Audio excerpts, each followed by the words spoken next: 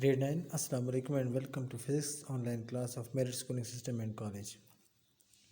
आज हमने chapter number 1 complete कर दिया है। हमने उसमें कॉन्सेप्चुअल क्वेश्चन भी कर लिए थे। कुछ जो टॉपिक्स आपके रह गए हैं वो आप जब फिज़िकली क्लास में मौजूद हो गए इंशाल्लाह बाकी वो टॉपिक्स जो रह गए हैं वो चूँकि ऑनलाइन में आपको इतने अच्छे से समझ नहीं आते इसलिए उसको छोड़ा गया और वो इंशाल्लाह आप जब क्लास में आएंगे तो क्लास में आपको बताया जाएगा, समझाया जाएगा। तो जितने आपके साथ जो क्वेश्चंस आप समझ रहे हैं कि नहीं हुए या जो टॉपिक्स कवर नहीं हुए उसकी फ़िक्र न करें, वो इंशाल्लाह जब आप आएंगे तो उसको हम कवर करेंगे इंशाल्लाह। अब हम प्रॉब्लम करते हैं। पहला हमारे पास प्रॉब्लम है, right the number in prefix to power of 10 in following example. यानी आपने क्या करना है, प्रीफिक्स पावर ऑफ 10 में इसको नंबर्स को जो है वो बताना है, लेकिन आपने सब ये पावर ऑफ 10 में दिए गए हैं, आपने इसको प्रीफिक्स के साथ लिखना है। ठीक है जी। पहला जो है उसका ए पार्ट है, mechanical nano oscillator can detect a mass change as small as 10 raise to power -21 kilogram. Mechanical nano oscillator can detect a mass change, यानी एक नैनो ऑसिलेटर है जो मास में तब्दीली हो रही हो तो उसको डिटेक्ट करता है। ये भी आपको समझ इसलिए नहीं आएगी कि ये थोड़ा सा अगर आप क्लासेस बड़ी होती हैं एफएससी तक तो आपको पता चलेगा कि ऑसिलेटर क्या होता है और वो नैनो ऑसिलेटर क्या है। लेकिन हम कहते हैं वैसे कि नैनो ऑसिलेटर जो है वो मास डिटेक्शन के लिए काम आता है, और ये हम कहते हैं कितना छोटा मास डिटेक्ट कर सकता है। इन्होंने कहा है कि वो जो मास है वो डिटेक्ट कर सक रहा है 10 रेज़ टू पावर -21 किलोग्राम। ठीक है जी। आपने इसको लिखना है इन पावर ऑफ इन प्रीफिक्स में आपने इसको लिखना है। ये पावर ऑफ 10 में दिया गया, आपने इसको प्रीफिक्स में लिखना है। तो प्रीफिक्सेस आपने पिछले उसमें से पढ़े भी हुए होंगे, कुछ हमारे पास प्रीफिक्सेस थे। अगर आपने वो पिछला टॉपिक प्रीफिक्सेस वाला देखा हो तो उसमें हमने देखा था कि प्रीफिक्सेस हमने मुख्तलिफ जो टर्म्स होती हैं उनके लिए हमने मुख्तलिफ प्रीफिक्सेस यूज़ किए थे। वो प्रीफिक्सेस कैसे यूज़ किए थे कि हमारे पास अगर पावर ऑफ 10 में कोई चीज़ कोई रीडिंग दी गई हो तो हम उसको प्रीफिक्सेस में लिखा करते थे। तो प्रीफिक्सेस का एक टेबल बना हुआ होगा, अगर आप अपनी नोटबुक में देखें तो वहाँ पर एक टेबल बना हुआ है। अगर वो मैं आपको कुछ उसमें से अगर वो हुए तो बता भी देता हूँ कि वो प्रीफिक्सेस में से कौन कौन से टेबल में से कौन कौन सी चीज़ें थी। तो वो अगर जो टेबल आप गौर करें तो वो टेबल है,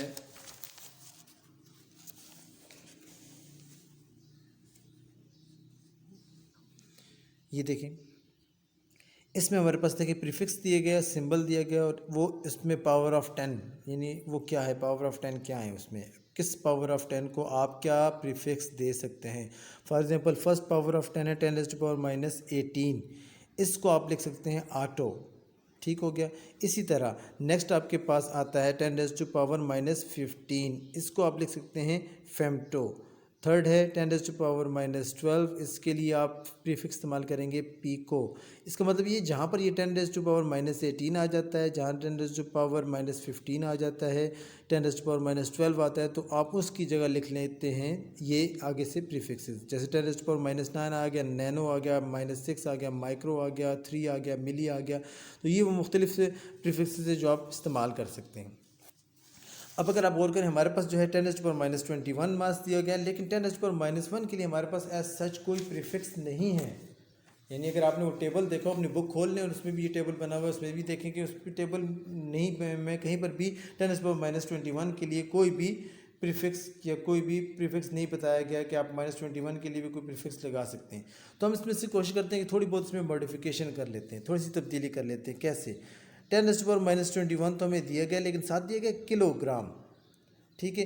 अगर किलो देखें तो मैंने शायद पहले बताया भी है, और अगर नहीं बताया तो हम कहते हैं किलो जो है वो इस्तेमाल होता है प्रीफिक्स 10 रेज़ टू पावर 3 के लिए।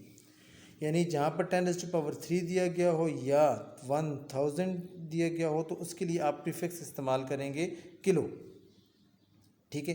तो अगर मैं यहाँ पर देखें लिखूँ किलोग्राम लिखा हुआ है, तो अगर किलो है जो उसमें किलोग्राम में जो किलो है इसकी जगह मैं लिख सकता हूँ 10 रेज़ टू पावर 3, क्योंकि अभी मैंने कहा है कि किलो के लिए आप क्या इस्तेमाल करते हैं, 10 रेज़ टू पावर 3 के लिए आप क्या प्रीफिक्स इस्तेमाल करते हैं, किलो। तो मैं किलो की जगह लिख सकता हूँ 10 रेज़ टू पावर 3 और साथ फिर बाकी क्या रह जाएगा, ग्राम। तो अगर अब देखें तो क्या हो जाएगा, 10 raise to power basis same है तो पावर ऐड हो जाती है -21 + 3, तो ये हो जाएगा 10 रेज़ टू पावर -18 ग्राम। मास कितना निकला 10⁻⁻18 ग्राम।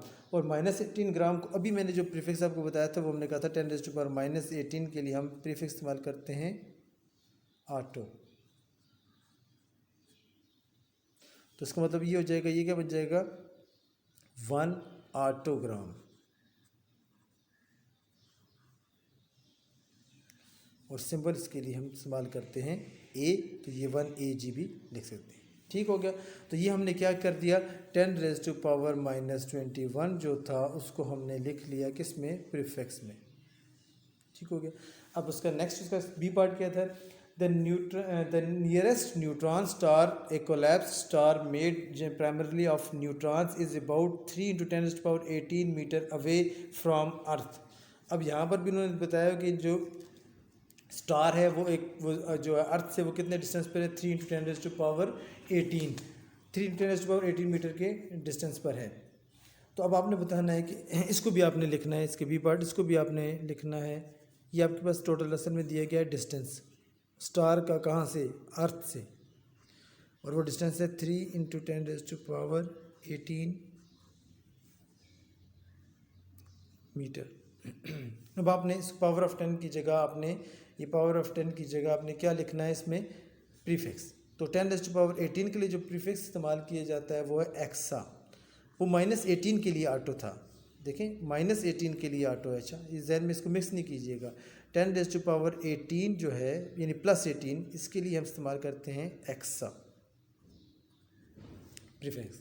तो ये बन जाएगा 3 एक्सा मीटर। आपने क्या किया जी कि जो आपका पावर ऑफ 10 थी उसकी जगह आपने क्या इस्तेमाल कर लिया, प्रीफिक्स। ठीक हो गया। अब अगला देखें इसमें सी पार्ट इसका क्या है जी, इसी क्वेश्चन का सी पार्ट हो गया। वो है earth to sun distance is 149.6 million kilometre. यानी अर्थ का, ज़मीन का सूरज से जो फासला है वो है 149.6 मिलियन किलोमीटर। आपने इसको भी लिखना है किस में, इसको भी आपने प्रीफिक्सेस में लिखना है। तो आ जाए डिस्टेंस जो अब दिया गया है सन का अर्थ से, वो है 149.6 मिलियन किलोमीटर। अब यहाँ पर पावर ऑफ 10 तो है ही नहीं, तो हमने तो उन्होंने कहा था पावर ऑफ 10 जो है उनको प्रीफिक्सेस में चेंज करना है। और अगर कोई कहीं पर पावर ऑफ 10 नहीं दी गई तो उसको पावर ऑफ 10 में लिख के फिर उसको प्रीफिक्सेस में मेंशन शो करना है आपने। ठीक है। तो अगर आप यहाँ गौर करें तो हमारे पास 149.6 है, लेकिन मिलियन किलोमीटर है। तो 149.6 मिलियन जो होता है वो 1 मिलियन, अगर आप देखें तो हम कहते हैं 1 मिलियन इज़ इक्वल टू 10⁻6। यानी 10⁻6 के लिए हम जो प्रीफिक्स इस्तेमाल करते हैं वो है मिलियन। ठीक है। तो मैं इसको लिख सकता हूँ मिलियन की जगह 10⁻6। और अभी मैंने आपको बताया था कि आप किलो के लिए क्या इस्तेमाल करते हैं, 10⁻3, 7 मीटर आ जाएगा। तो अगर आप ये बोर करें तो ये आपके पास रीडिंग क्या बन जाएगी, 149.6 इंटू 10⁻, ये बेसिस एक जैसी हैं तो पावर्स आपस में ऐड हो जाएंगी, 6 और 3 क्या हो जाएगा, 9 मीटर। अब ये आपके पास एक रीडिंग आ गई। अब इसको हम क्या करेंगे, इसको हम कन्वर्ट करेंगे किस चीज़ में, प्रीफिक्सेस में। तो फिर बात वही हो जाएगी कि आप अगर प्रीफिक्सेस वाले उसको पे गौर करें तो प्रीफिक्सेस में हमने इसमें देखें 10⁻9 के लिए है कि नहीं, और अगर आप गौर करें तो 10⁻9 के लिए हमने इस्तेमाल करते होते हैं, वो हम कहते होते हैं गीगा। प्रीफिक्स 10⁻9 के लिए हम जो प्रीफिक्स इस्तेमाल करते हैं वो है गीगा। तो हम लिखेंगे 149.6, 10⁻9 की जगह प्रीफिक्स क्या है, गीगा मीटर। और 149.6 गीगा के लिए हम इस्तेमाल करते हैं GM, आ जाएगा गीगा सिंपल आ जाता है इसके लिए G। ठीक हो गया। अब चलते हैं जी अगला नेक्स्ट क्वेश्चन, क्वेश्चन नंबर 2।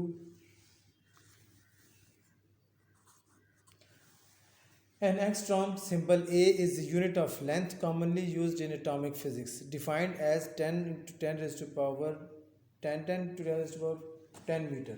यानी क्या क्वेश्चन अगर आप उसमें पढ़ें तो हम कहते हैं एंगस्ट्रॉम जो है वो सिंबल जिसका ए है ये असल में यूनिट ऑफ लेंथ है, और ये जो लेंथ है ये बहुत छोटी लेंथ को के लिए इस्तेमाल होता है। कितनी छोटी लेंथ? जैसे 10 रेज़ टू पावर -10 मीटर, जो हम क्या कहते हैं which is of the order of the diameter of an atom, यानी ये एटम का डायमीटर भी है। अगर आप एटम को देखें तो हमने कहा था एटम तो विजिबल नहीं है, आप इसको देख नहीं सकते, लेकिन कैलकुलेट तो आपने किया है। तो कैलकुलेशन करके जो एटम का डायमीटर आपको मिलता है वो 10 रेज़ टू पावर -10 मीटर होता है, और हम कहते हैं ये जो है डायमीटर ये इक्वल टू 1 एंगस्ट्रॉम है। इसको हमने नाम दिया है ये 10 रेज़ टू पावर -10 को कि ये 1 एंगस्ट्रॉम है। अब आपने बताना है how many nanometre are in 1 angstrom, एक एंगस्ट्रॉम में कितने नैनोमीटर होते हैं। ठीक, तो क्वेश्चन क्या था हमारे पास, देखें हमने कहा था कि एक एंगस्ट्रॉम जो है, अगर आप अभी मैंने आपको बताया कि एंगस्ट्रॉम क्या है। असल में एंगस्ट्रॉम जो हमने यूनिट चुना है, अब यूनिट आपके लिए इस्तेमाल होते हैं, मीटर भी आप इस्तेमाल करते हैं लेंथ को मेजर करने के लिए, आप इसके अलावा सेंटीमीटर को भी इस्तेमाल करते हैं, मिलीमीटर को भी इस्तेमाल कर सकते हैं, माइक्रोमीटर को भी, एंगस्ट्रॉम भी हम इस्तेमाल करते हैं यूनिट को, और ये बहुत छोटी यूनिट के लिए इस्तेमाल होता है। कितनी छोटी? 10 रेज़ टू पावर -10 मीटर, इस लेंथ को, इस डिस्टेंस को मेजर करने के लिए। 10 रेज़ टू पावर -10 का मतलब होता है 1 2 3 4 5 6 7 8 9 10, इतना 0.0000 इतने छोटा अगर डिस्टेंस हो तो उसको मेजर करने के लिए ये यूज़ होता है। अब आपने बताना है कि how many nanometres are in 1 angstrom, एक एंगस्ट्रॉम में कितने नैनोमीटर होते हैं। तो ये तो हमें पता है कि एक एंगस्ट्रॉम में 10 रेज़ टू पावर -10 मीटर होते हैं, और अगर आपको याद हो 1 जो नैनोमीटर होता है, 1 नैनोमीटर अगर आपको नहीं याद भी तो वो देख लें प्रीफिक्स वाला, कि 1 नैनोमीटर जो है वो इक्वल टू होता है, असल में 1 नैनोमीटर इक्वल होता है 10 रेज़ टू पावर -9 के। नैनो प्रीफिक्स हमारा होता है 10 रेज़ टू पावर -9 के लिए। तो यहाँ पर तो -9 है ही नहीं, तो हम इसको अगर देखें तो 10 रेज़ टू पावर -10 को अगर मैं लिखना चाहूँ 10 raise to power -1 multiply by 10 raise to power -9 metre, इस तरह मैं इसको लिख सकता हूँ। ठीक हो गया।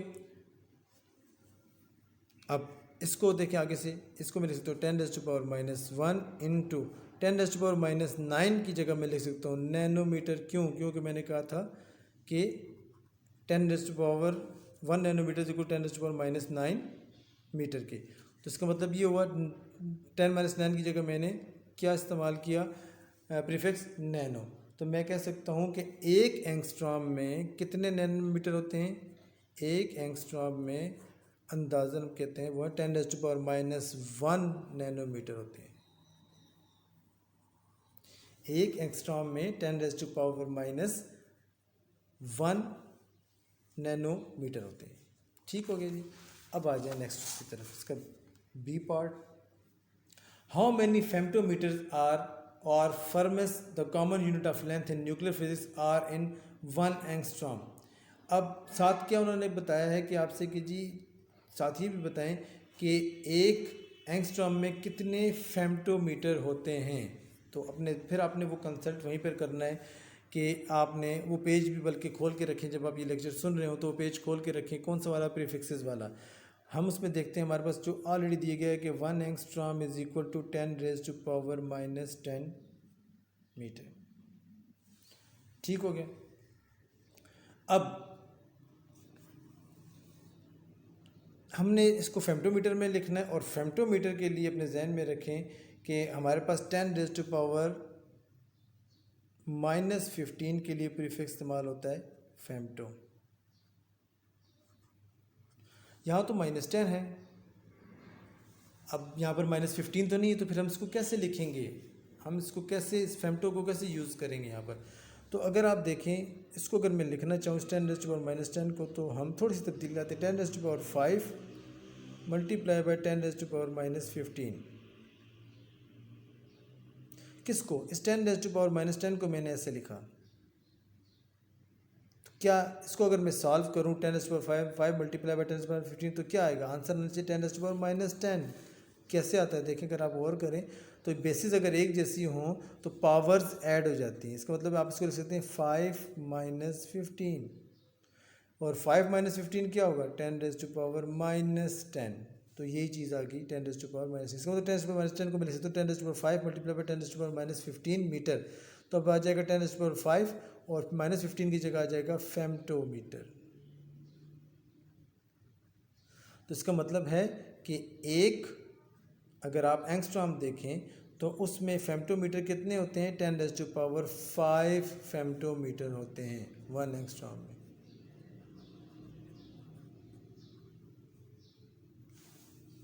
ठीक हो गया जी।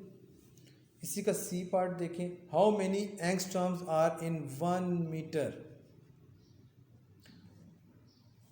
अब आपने बताना है कि इसमें एक एंगस्ट्रॉम में कितने मीटर होते हैं। अब आप देखें रिजल्ट, यहाँ पर आपका सी पार्ट आपको दिया गया है कि एक एंगस्ट्रॉम में 10⁻⁻10 मीटर होते हैं। ठीक है, आपने बताना है कि 1 मीटर में कितने एंगस्ट्रॉम होंगे। ज़रा इसको और से सुनिएगा कि 10⁻⁻10 मीटर होते हैं एक एंगस्ट्रॉम में। ठीक है, आपने बताना है कि 1 मीटर में कितने एंगस्ट्रॉम होते हैं। तो फिर हम इसको कैसे सॉल्व करेंगे कि हम निकालेंगे 1 डिवाइडेड बाय 10⁻⁻10। ठीक है, 1 divided by 10⁻10। 1 angstrom is equal to हो जाएगा, अगर मैं इसको चेंज करना चाहूँ मीटर में, देखूँ कि 1 मीटर में कितने एंगस्ट्रॉम होते हैं, तो मैं उसको कैसे निकालूंगा। कैसे निकालने के तरीक़ाकार क्या हो जाएगा कि हम जब मीटर को एंगस्ट्रॉम में तब्दील करेंगे तो हम क्या करेंगे, इसको 1, अगर यहाँ पे 2 होता तो इसको हम 2 पे डिवाइड कर देते, अगर यहाँ पे 3 एंगस्ट्रॉम होता तो हम 3 पे डिवाइड कर देते। क्योंकि 1 एंगस्ट्रॉम में तो 1 डिवाइड बाई 10⁻10 हो जाएगा, और 1 डिवाइड बाई 10⁻10 क्या हो जाएगा 10⁻10 यहाँ डिवाइड हो रहे ऊपर जाके मल्टीप्लाई होगा, तो 1 इंटू 10⁻+10 हो जाएगा।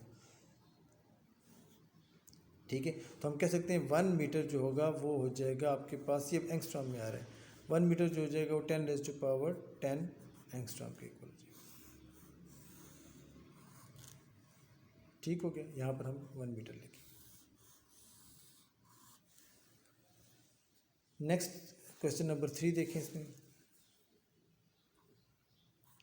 The speed of light is c is equal to 299792458 metre per second. Write this value in scientific notation. Speed of light जो दी गई है वो आपके पास दी है c is equal to 299792458 metre per second. तो हमने इसको कन्वर्ट करना है किस चीज़ में, हमने कहा कि इसको आपने बताना है कि इसकी क्या है, ये right this value in scientific notation. आपने इसको साइंटिफिक नोटेशन में लिखना है।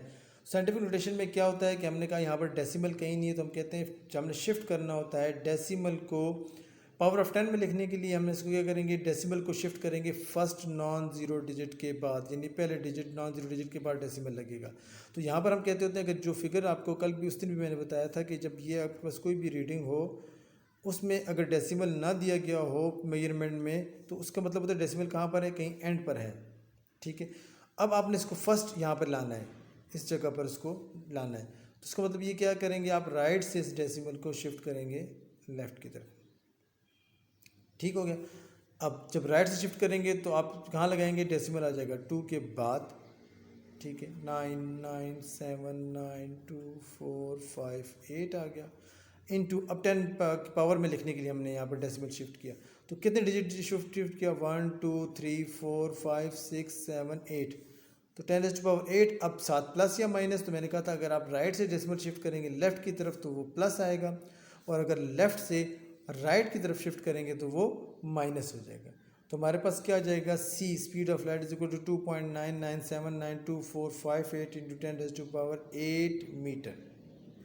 सेकेंड है express the speed of light to 5 significant figures. आपने इसको 5 सिग्निफिकेंट फिगर तक, अब बी पार्ट में इसको 5 सिग्निफिकेंट फिगर तक लिखना है। इसका मतलब है 1 2 3 4 5, यहाँ तक आपने इस रीडिंग को लिखना है 5 सिग्निफिकेंट फिगर तक। तो फिर ये अब देखिए हमने 1 2 3 4 5 सिग्निफिकेंट फिगर तक इधर तक लिखना है। इसका मतलब है इस पूरी जो मेजरमेंट थी इसको हमने राउंड ऑफ करना है, यानी यहाँ पर जो टॉपिक राउंड ऑफ का पड़ा तो वो यहाँ पर अप्लाई होगा। तो उसमें आपने ये लास्ट 4 डिजिट्स को ड्रॉप करना है, ठीक है। अब उसके लिए हम फिर क्या करेंगे जी, सबसे पहले अगर आप और करें तो हम पहले डिजिट करेंगे 8। तो हमने कहा था अगर कोई डिजिट हम कोई रीडिंग लिख रहे हों और उसमें जो ड्रॉप करने वाला डिजिट 5 से ज़्यादा हो तो पिछला डिजिट जो उससे पहले वाला होता है उसमें 1 इंक्रीज़ हो जाता है। इसका मतलब ये डिजिट फिर बन जाएगा 2.997924। अब ये आपने ड्रॉप कर दिया तो ये 5 क्या इंक्रीज़ हो गए 6 हो जाएगा।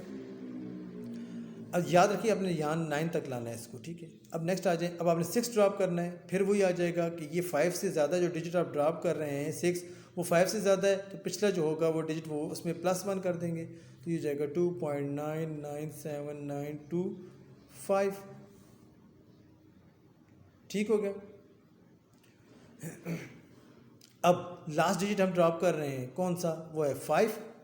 तो अब जब हमने कहा था लास्ट डिजिट जो ड्रॉप आप कर रहे हैं वो हो 5 तो फिर हम पिछले डिजिट देखते हैं, अगर वो इवन है तो वो डिजिट एज इट इज़ रहेगा, और अगर वो ऑड है डिजिट यानी 5 से पहले वाला जिसको आप ड्रॉप कर रहे हैं अगर वो 5 है वो तो उससे पहले वाले डिजिट को हम चेक करते हैं, उस डिजिट को देखते हैं, अगर वो इवन है तो एज इट इज़ रहेगा, और अगर वो ऑड है तो फिर वो हम उसको चेंज कर लेंगे, ठीक हो गया।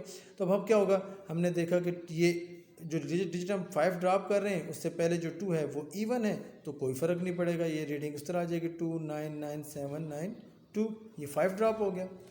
अब एक डिजिट और ड्रॉप करना है, देखिए 9 तक पहुंचने के लिए इस 2 को भी अब ड्रॉप करना है। तो अगर हमने कहा जो लास्ट डिजिट आप ड्रॉप कर रहे हैं वो 5 से कम हो तो फिर क्या हो जाएगा, पिछले वाले डिजिट पे कोई फ़र्क नहीं पड़ेगा, वो एज इट इज़ आ जाएगा।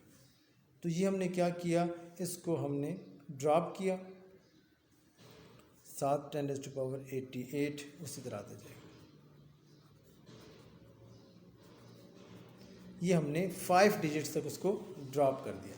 अब उसका सी अगला पार्ट क्या था, सी का दूसरा पार्ट 3 सिग्निफिकेंट फिगर, इसी को आपने अब 3 सिग्निफिकेंट फिगर तक भी ड्रॉप करना है। 3 सिग्निफिकेंट इसका मतलब यहाँ तक हो गया 1 2 3, यहाँ तक लाना है आपने इसको 1 2 3। तो इसका मतलब 9 और 7 को आपने ड्रॉप करना है, तो फिर क्या हो जाएगा C is equal to 2.9979 into 10⁻8 metre, ठीक है। अब आपने ये लास्ट डिजिट ड्रॉप करना है 9, तो मैंने कहा ये 9 डिजिट जो है 5 से ज़्यादा है तो पिछला डिजिट जो होगा वो 1 इंक्रीज़ हो जाएगा 2.998 हो जाएगा। अब आपने क्या करना है 8 को ड्रॉप करना है, जो डिजिट आप ड्रॉप कर रहे हैं वो क्या है, वो डिजिट जो आप ड्रॉप कर रहे हैं वो 5 से ज़्यादा है तो पिछला डिजिट क्या हो जाएगा, वो हमने क्या कहा वो 1 इंक्रीज़ हो जाएगा, ठीक हो जाएगा। जब वो 1 इंक्रीज़ हो जाएगा तो क्या हो जाएगा 10 0 आ जाएगा यहाँ पे। देखिए ये इंक्रीज़ हुआ, आपने इसमें 9 में 1 ऐड किया तो क्या हो जाएगा 10, 10 में का 0 लगाएंगे 1 कैरी चला जाएगा, फिर ये कितना हो जाएगा 9 और 1 10, फिर 1 कैरी चला जाएगा, यहाँ पे क्या हो जाएगा 3। तो आप इसको 3.00 इंटू 10⁸8 मीटर, जिसको हम आजकल लिखते होते हैं, आप जब भी रीडिंग लिखेंगे स्पीड ऑफ लाइट की तो आप लिखते हैं 3 इंटू 10⁸8 मीटर।